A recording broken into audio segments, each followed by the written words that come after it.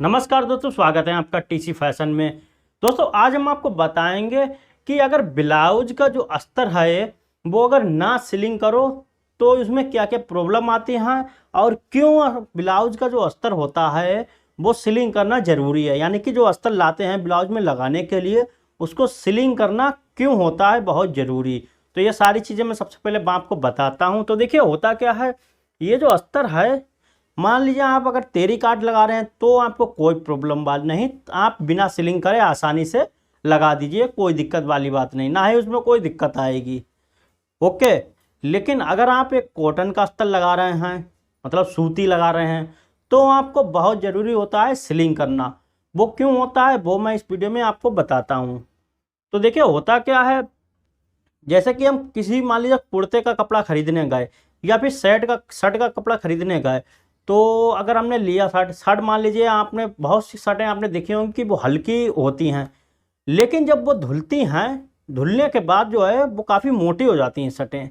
तो वो उसमें क्या होता है कि देखिए पहले जो होता है, पहले उसमें वो हल्की होती हैं, सिलिंग करने के बाद वो गफ हो जाती हैं थोड़ी सी और सिलिंग हो जाती हैं, और कहने का मतलब वो छोटी हो जाती हैं। मान लीजिए वैसा कपड़ा जो है आपने सिलिंग नहीं किया पहले, बनाने से पहले, और आपने मान लीजिए कुर्ता है वो आपने पूरा बना दिया, कंप्लीट कर दिया, और उसके बाद उस बंदे ने वो कुर्ता धोया, धोने के बाद जब धोएगा वो तो वो हल्का सा सिलिंग हो जाएगा, तो उसकी लंबाई भी छोटी हो जाएगी, चौड़ाई भी छोटी हो जाएगी, वो आस्तीन की भी जो लंबाई है वो भी छोटी हो जाएगी।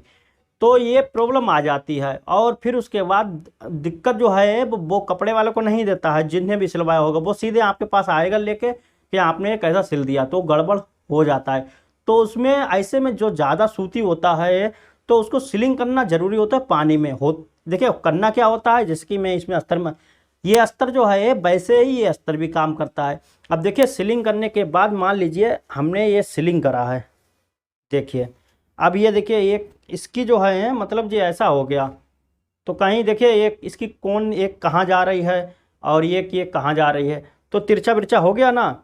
और अब ऐसे ही ये वाला है, मैंने दो अस्तर अभी सिलिंग करे हैं ब्लाउज के लिए, तो ये देखिए, तो इस तरीके से ये हो जाता है। ये देखिए इसकी, ये देखिए, तो अब इसको क्या करना होगा अब वो मैं आपको बताता हूँ। इसको अभी हम फिर इसको सीधा करेंगे खींच के हल्का सा, और फिर प्रेस लगाएंगे, फिर उसके बाद ब्लाउज की कटिंग होगी।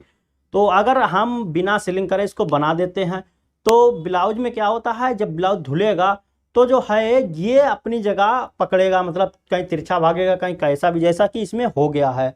और जो है ये सिलिंग जैसे कि होएगा तो उसमें क्या है फिटिंग में फिर दिक्कत हो जाती है, कभी कभार ऐसा हो जाता है फिर धुलने के बाद ब्लाउज टाइट हो जाता है, या फिर वो फिटिंग नहीं आती है जो पहले थी।